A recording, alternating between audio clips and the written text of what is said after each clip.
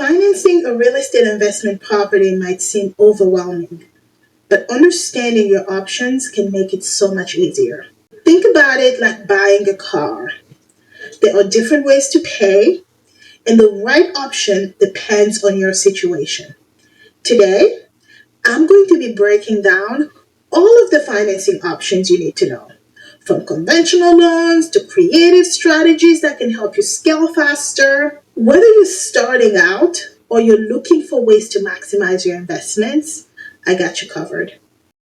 By the end of this video, you'll know exactly which loan options will work best for different situations, how much money you really need to start, how to use creative financing to scale faster. I'm going to be sharing with you a lot of different types of tips and tricks that are related to real estate finance investing. You will find this video to be very useful whether you're a beginner or you've been investing in real estate for a while. Please don't forget to like and subscribe and hit that notification bell so you never miss any real estate, finance, or wealth building videos. Let's get right into it.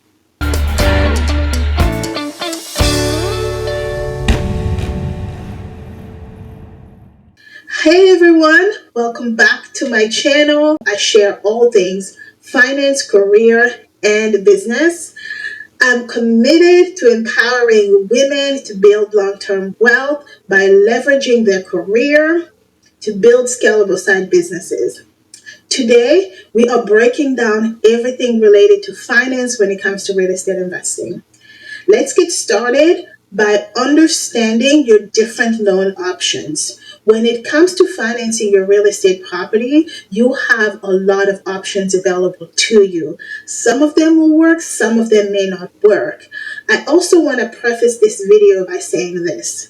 I am giving you super high level information to get you started, but real estate is a very active business. The income may be passive, but before you get to the passive income, you will have to put in a lot of time and effort with education, networking, and you might even actively be working in the business. So everything I'm sharing about finance today is high level.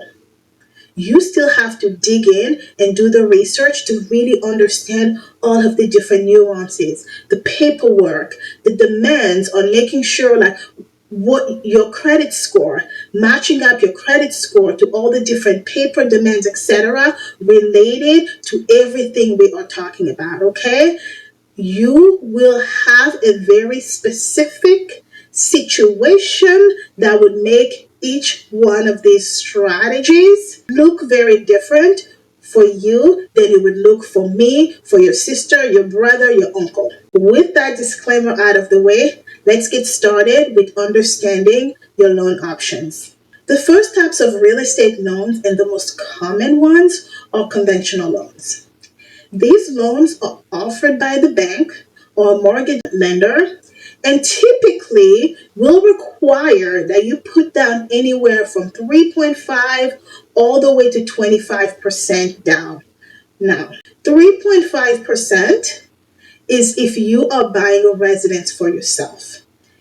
My series on real estate investing that I have right now is so that you can invest in your first real estate investment property, not your personal residence. Why am I talking to you about 3.5% down for personal residences? Because the strategy I've used myself is to buy a property for my own personal residence.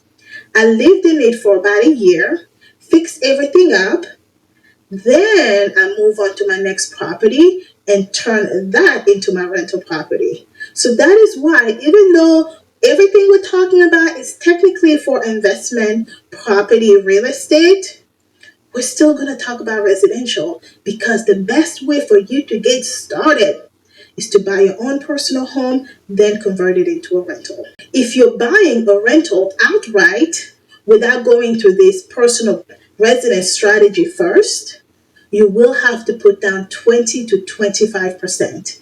And 25% is becoming more customary. Usually for conventional loans, This is the best option, the more forgiving option when it comes to your credit score. However, the higher the better, so that you can have those really great lower interest rates. And let me tell you something, in real estate, interest rate is everything, honey. Woo! Interest rates are everything. Usually, you will need a credit score above 620, but let me tell you something, 620, you are getting the crappiest rates. You want to be in the 720 range. Right? People with good credit, stable income, and a really, really, really good down payment, this is your strategy, because this will give you the lowest overall monthly mortgage payment. The second strategy here are FHA loans. This is what Nandy has used to buy several of her properties as well. So, sorry, I just referred to myself in third person. Oh my gosh, I'm sorry. This is FHA and conventional loans. These have been my strategy. With the FHA loan, this is the Federal Housing Administration loan. Your payment is as low as 3.5% down. And this requires a minimum credit score of about 580, but I'm almost scared to share the 580 with you, because in general, it makes it really hard to acquire a property at that credit score. It's just more harder. Your interest rates are going to be high. You're already not putting enough down payment. So the house you're going to buy is probably going to be super, super cheap. This may work for you if you're buying a real beater. Unfortunately, with an FHA loan, it still has to be livable. But let's say you live somewhere in far rural America and you found some farm that has like 2 or 3 acres. The house really needs work, but you and your husband or other family members are willing to put in the work to fix it up. Maybe it might make sense at 580, but I would really not recommend it, because 580 is very low. This strategy is only for owner occupied property. So this means that you must live in the property for at least 1 year. It's a great option if you buy a multi-family property, a duplex, a triplex, a fourplex. These are my gems, yo. I love multifamily properties. You can live in one unit while you're renting out all of the other properties. Who is this good for? First-time home buyers with low savings and those who want to start house hacking as quickly as possible. House hacking, if you're not familiar with house hacking, this is a term that was coined by BRRRR a long time ago. And it simply means that when you buy your house, you turn it into a monetization strategy, right? So what was just a regular thing is now monetized. Land hacking is another term. House hacking is you buy a house. If it's a single family, you rent out all the bedrooms. Now your property is making you money. If it's a duplex or a triplex, you rent out all the other units. Now your property, most if not some of your mortgage, is offset by the renters. People have been doing it for a long time. The term is just a little bit sexy, newer, and trendy. The third strategy is DSCR loans. This is a debt service coverage ratio loan. This is growing in popularity after the 2008 crash. A lot of rules were put in place to make it a little bit more challenging for people who aren't qualified to be preyed on by corporate overlords. And because they lent money to a lot of people who couldn't afford to pay for their properties, and it ended up effing with all of us. So in order to put a stop to that, the federal government put in a lot of laws in place to make the process of buying a home a lot more challenging for people who may not really have the means to be able to buy properties. With a new administration coming after Barack Obama, they started pulling back some of those challenges. Is it good? Is it bad? You decide. But one of the results was the DSCR loan. This is a debt service coverage rate loan. This one moves away from looking at your full-time job or how much money is coming in as the only means to determine whether or not you will be a worthy investor, but it looks at the potential income that property is going to bring you. So, for example, if you have the money for the down payment, but you don't have a 9 to 5 job, the conventional loan and the FHA, you have to show consistent income coming in. With this loan, they are going to look at only the potential monthly income of that property to give you a loan. So let's say you're wanting to buy a house for $100,000. You have the $20,000 for the down payment. The $80,000 is going to be financed, PT mortgage, principal, interest, tax, and insurance is going to be $1,000. The DSCR loan is going to look at, well, what is the going market rate for monthly long-term rent for this property in your specific market. If it comes out to $1,000 or above, you get a loan. If it comes out to below $1,000, you don't get a loan. They're not looking at, well, who's your employer? What was your 2 years W-2 returns? None of that. Typically, though, it does require anywhere from 15 to 25% down payment. However, the 15% down payment is rare and your interest rate is also going to be higher. To be in a good place, 25% is most common. This is great for investors with complex finances, and it's also great for people who are self-employed. If you're self-employed, most likely you are padding your money. You're not really paying a lot in taxes. One of the challenges that I've personally had when it comes to buying properties, even though I bring in bocuse, which shows up on my taxes, is bikini, is small. So when I try to buy a house, they're like, you're trying to buy a $1 million property. Your monthly income shows that you can afford it, but your tax return don't show that you can afford it. So often I'm not getting qualified because of that discrepancy. However, with the DSCR loan, if I had the down payment, I can go right in and buy it. So who is this strategy best for?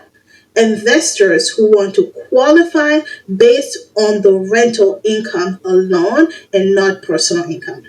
The fourth strategy I'm going to talk about is one that I don't personally have experience in, but a lot of people have leveraged. This is one that I would say handle with caution: hard money loans. These are short-term asset-based loans from private lenders. The interest rates are astronomically high. We're looking at anywhere from 8 to 15%, but let's be honest, they are equally as high now. So to be honest with you, I don't know how high these interest rates are now, considering the fact that regular mortgage interest rate 8%, which is what I bought one of my vacation rental for, right? But it's a quicker approval process, and it's also very short term. So these loans are not lasting you for 10, 15 years. This is like, hey, this is 6 to 12 months. Usually the people who are doing this are doing a flipping project.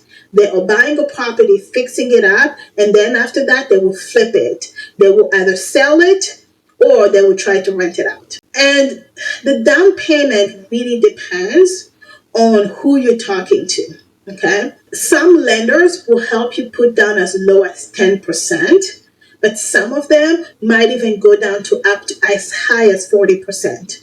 So with all of these companies, you need to be double, triple checking and talking to at least 5 to 10 lenders, depending on your situation, because each lender will have their own personal risk tolerance. So who is this best for?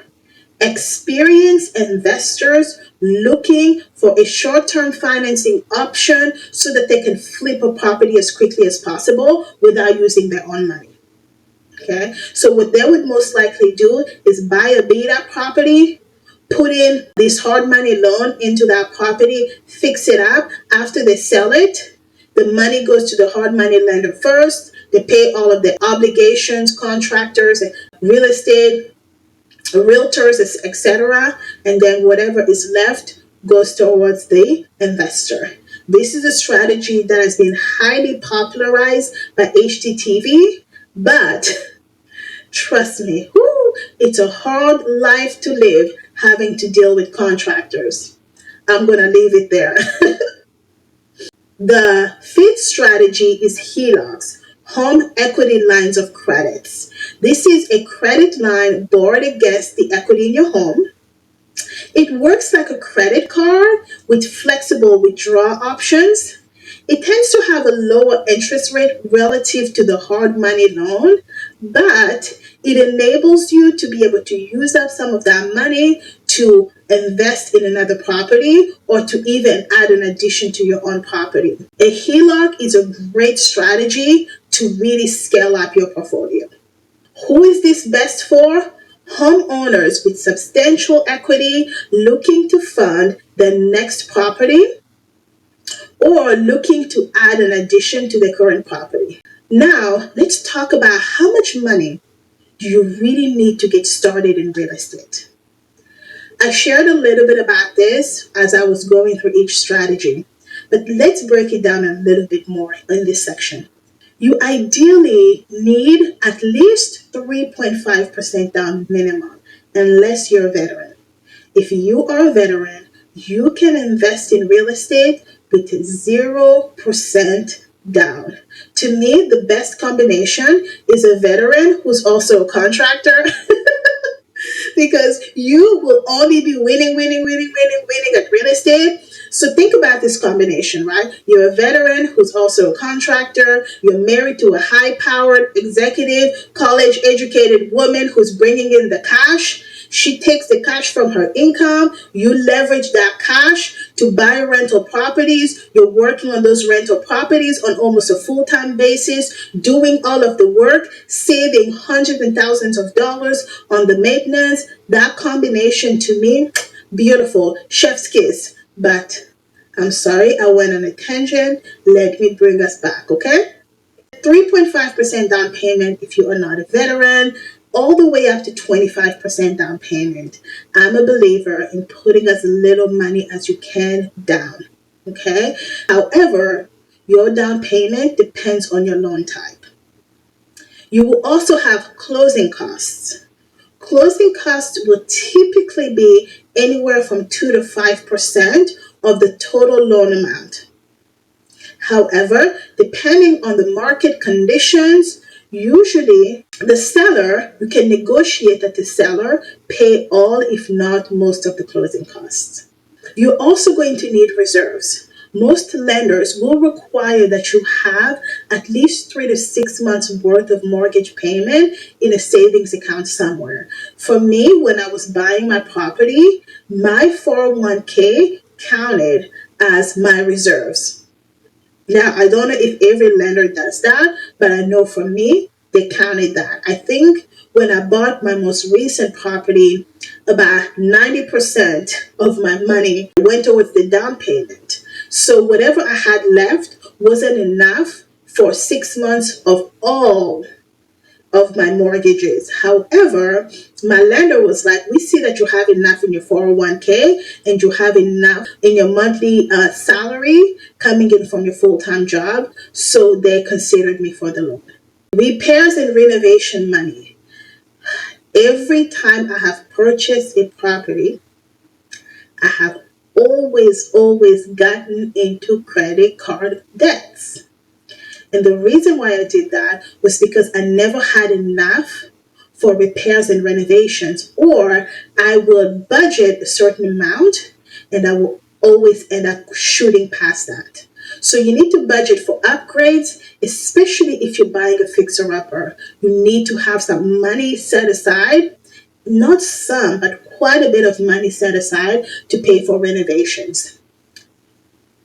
This is not for everyone. This is not for everyone. What I did, I share with you guys my story and what I did. I used credit cards to pay for my renovations.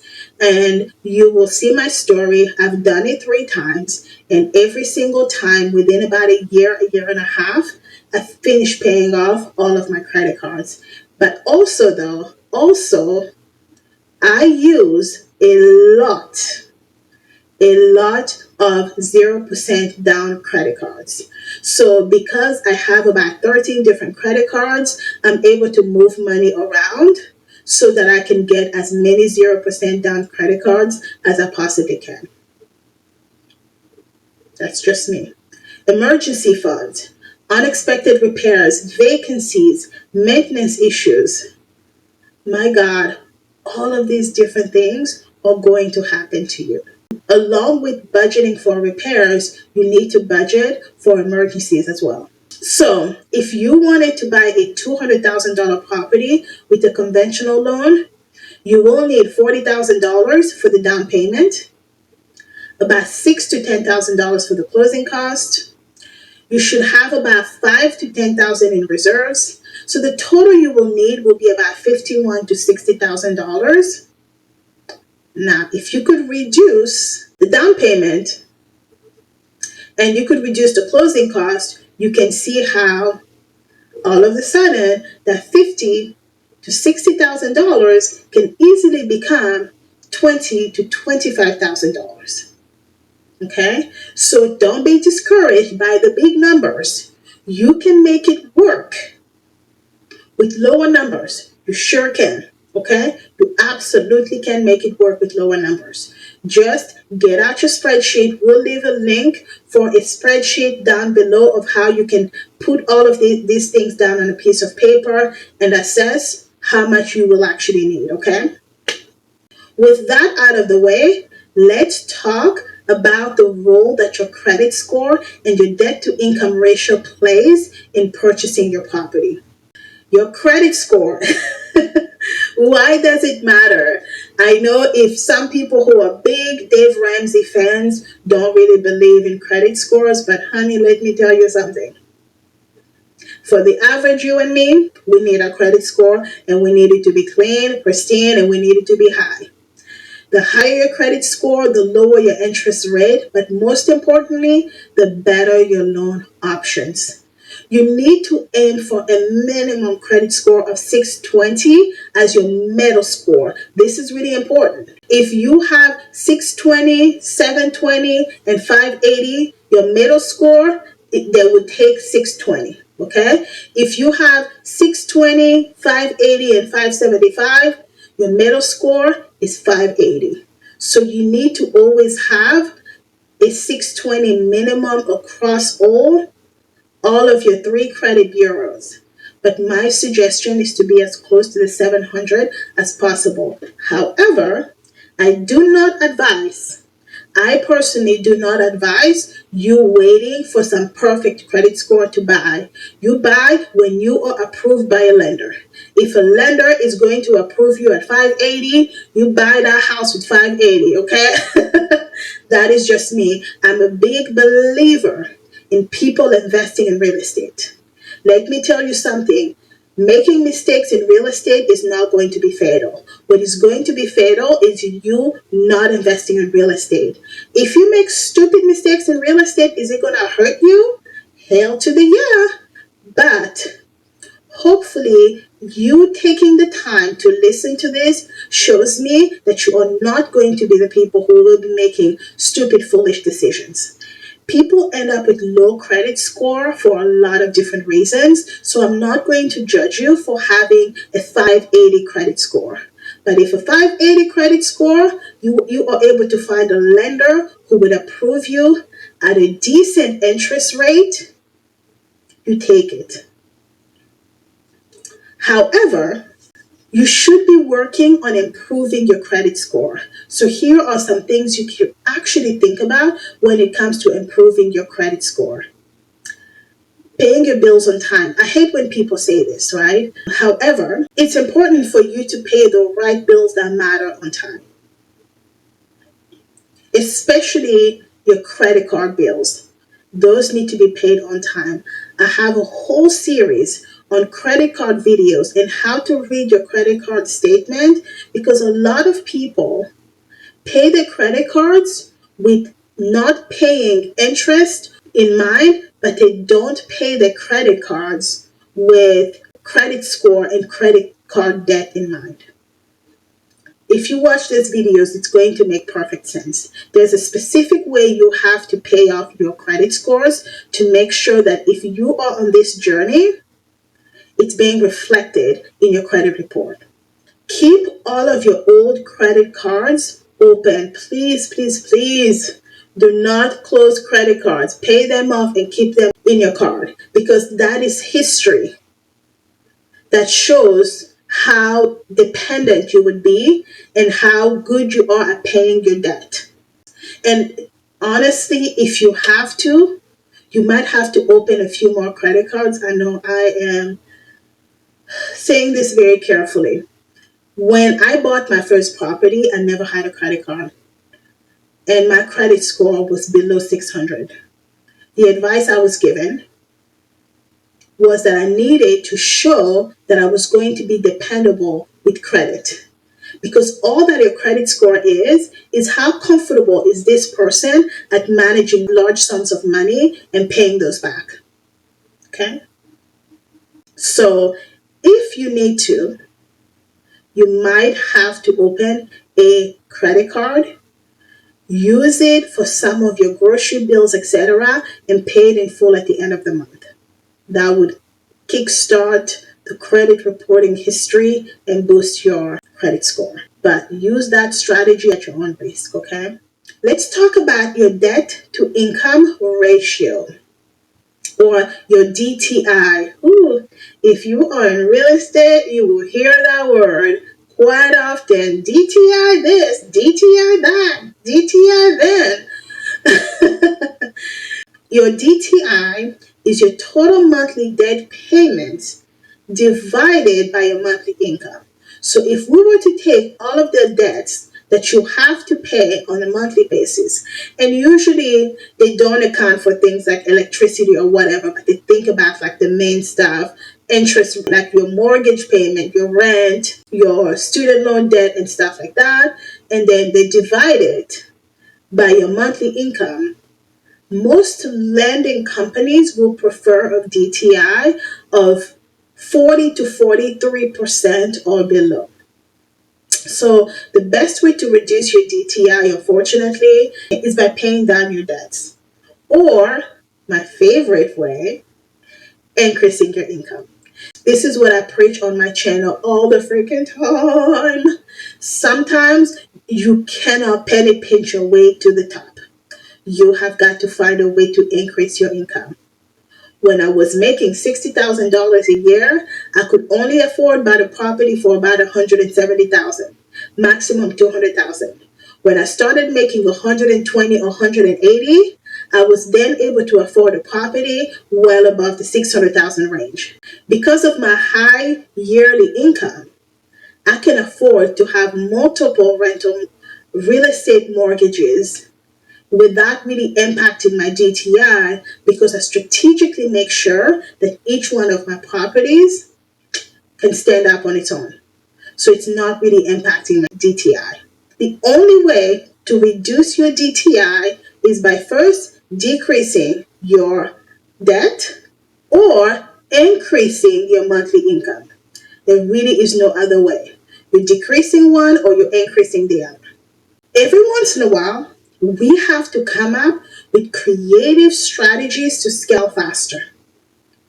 This whole section is going to be about all of the interesting and fun strategies we can use to scale our business, our real estate portfolio, into greater heights without really having to deal with all of the headaches from all of these strategies that I've just shared with you so far. The first strategy is house hacking.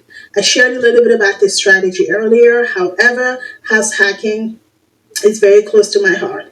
I've done it multiple times and I will still keep doing it so long as I'm investing in real estate. House hacking. This is where you buy either a single family or a multifamily. A lot of people do it for multifamilies. You will buy it as a personal residence with an FHA loan. You will live on one side and you will rent out the other to cover your mortgage. What you get with this strategy is one, you're getting a lower down payment, but you're also getting rental income with that lower down payment. You do need to make sure that when you are buying, all of your numbers are adding up and all of your numbers are lining up.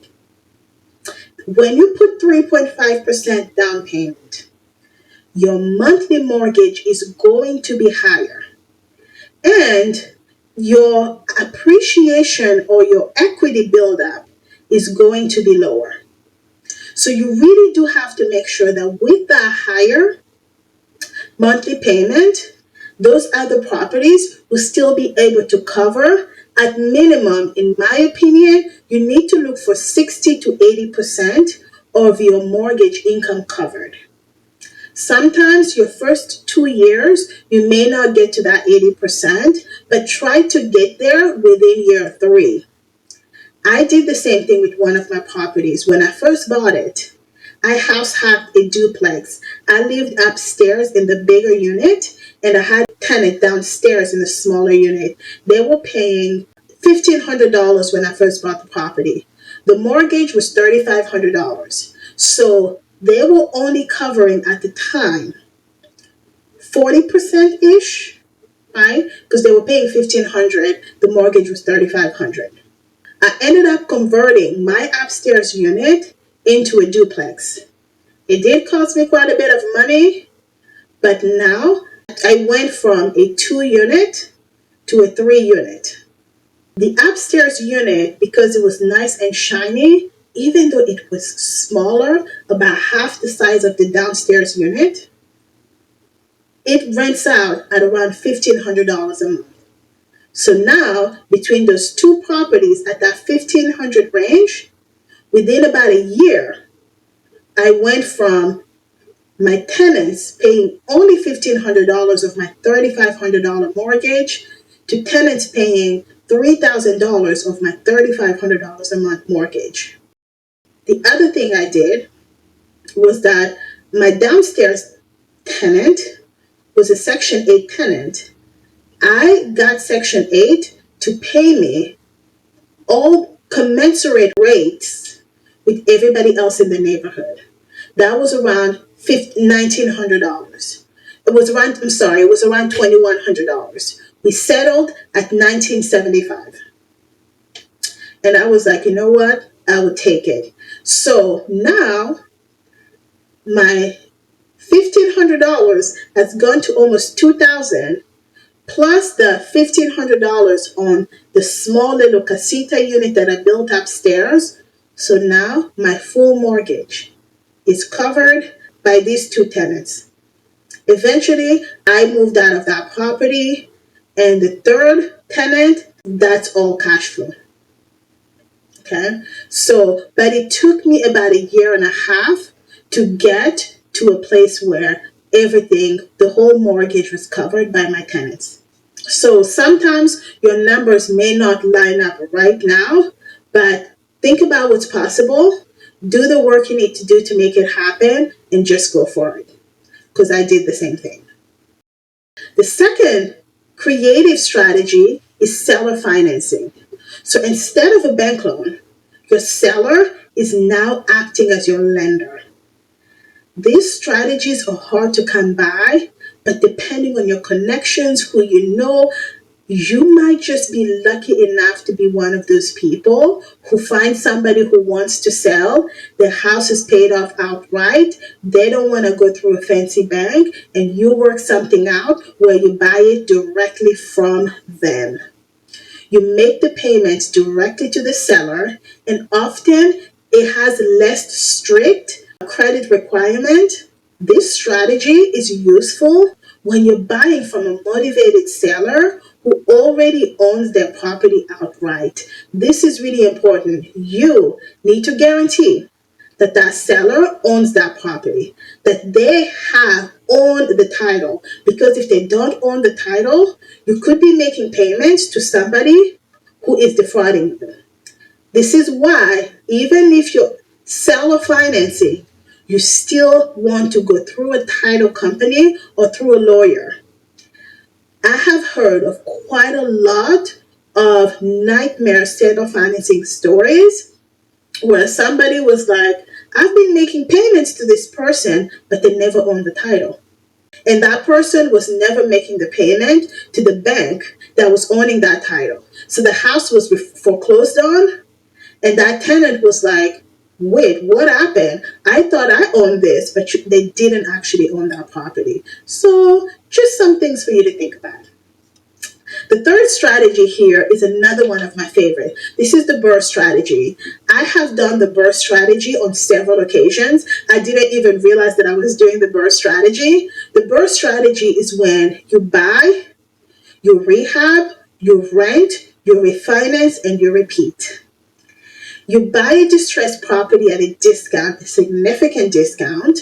Make sure all of your numbers line up. I like to buy a distressed property at anywhere from 40 to 50% discounts. Let me be very honest. Those days, they're gone, honey.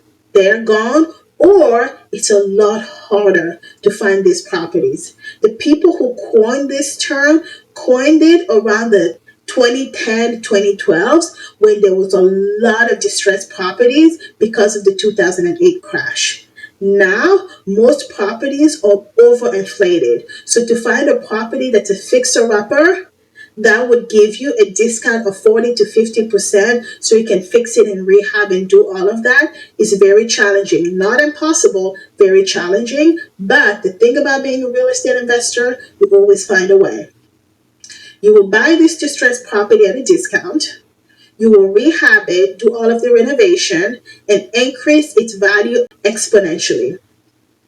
Then you will rent it out and get a steady cash flow. You will refinance with the traditional loan, pull out equity, and repeat it. This will often look something like this. You will buy a property.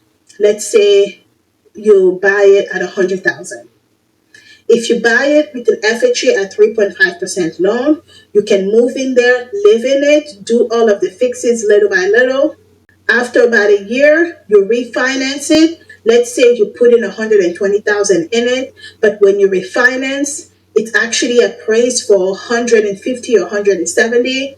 Now all of a sudden you bought it for $100, put in $20,000, you have a spread of $70,000. I'm sorry, of $50,000 because now it's appraised for $170.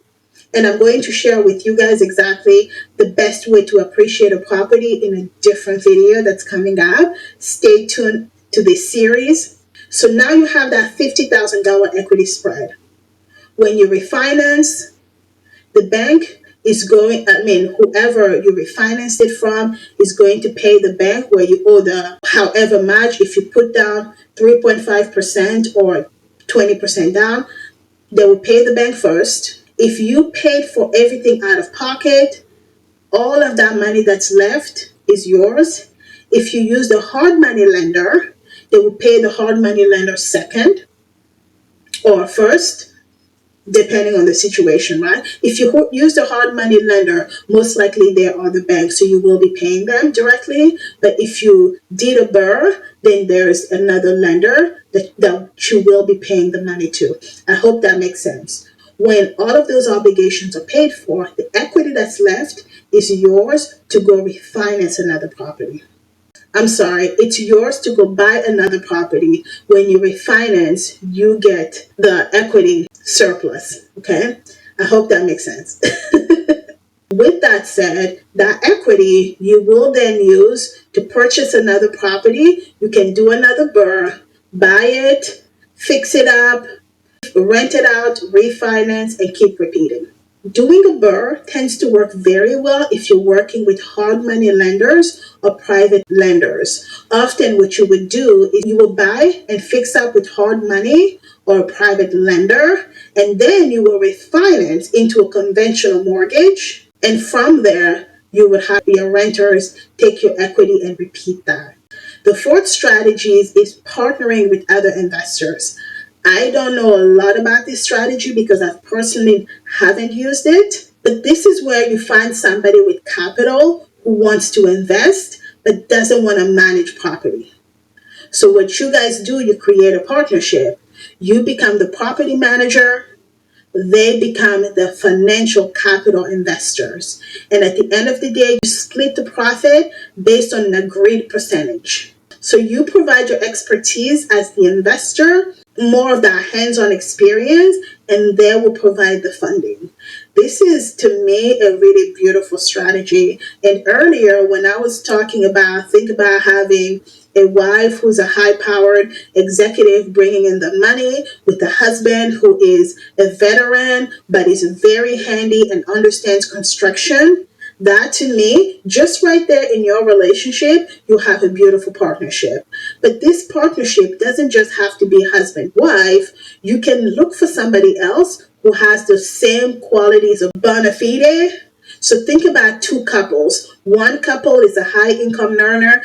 Another couple, you have the husband who's a contractor, the woman who loves property management. They bring in the money. This couple here takes it, buy the property, fix them up, manage the property. Beautiful partnership. So, I mean, these are just ideas. This whole video is just to fill you up with ideas of what's possible. The fifth strategies is to use business credit for real estate. I will add credit cards on here as well, but I feel like I have to be careful saying that because people are going to judge me and throw tomatoes. But you know what? In real estate, we do what we got to do. So you will set up an LLC, you will establish business credit, and then you will start applying for business lines of credit. I'm going to be honest, this is a lot more challenging than people will say it to be, but it's possible. It requires you put in some time, you get all of your ducks in a row, but you absolutely can take this route, but there's a lot of caveat.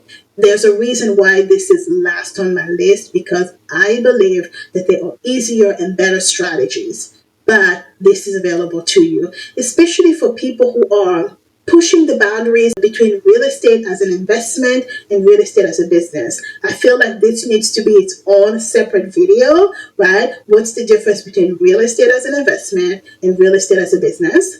So you can actually use the business line of credit for down payment and renovations. This means that you are keeping your personal finances separate from your business. It's absolutely possible. On this strategy, I will also add the strategic use of credit cards when you have enough money for a down payment and you may not have the funding to rehab the property. So you might have to use credit cards to pay contractors. Or what you might do, which is what I did for my second property, I had enough cash to pay contractors, labor costs, but I asked them that I was going to pay for my own, materials. So they gave me a scope, told me all of the materials they needed. Every time they went to Home Depot, I paid for all of the materials with my credit cards and I paid them cash through my bank account. So creative things that you can do to finance real estate. I want to close by saying this. Financing your first or your next investment property is all about choosing that right strategy for you. Whether you're going to be using conventional loans, an FHA for house hacking, or you are going to be getting creative with all these different creating financing strategies, there is a path for every investor, and every investor has different needs. The key is to understand your numbers, to maintain a good credit profile, and to keep exploring all the different financing options. You sometimes might have to knock on 7 to 8 doors. Do not listen to the first 2 or 3 people who tell you no. Scaling your real estate portfolio is absolutely possible, and you will be able to do it this year. Here are your next steps. Actionable steps. I want you to check your credit score and DTI ratio. I want you to calculate how much you need for down payment and reserves. And I want you to research your loan options that best suits your situation. Then I want you to explore at least one creative strategy that can accelerate your growth and learn as much as you can about that particular strategy. The last thing I want you to do is to start building relationships with lenders and investors. Go to your local real estate investing association or club and start networking and getting to know all of your peers. Real estate is a long-term wealth building tool, and with the right financing strategy, you, my dear, will be on your way to financial freedom. If you found this video to be helpful, please be sure to like it, subscribe, and I would love to have you join our community of women leveraging our full-time careers to build long-term wealth. By clicking the notification bell, you will not miss any videos on this full series on real estate investing, where I'm just dropping knowledge, sharing stories, tactics, and strategies that would help you become a real estate investor this year. Thank you for watching, and I will see you, my dears, in the next video.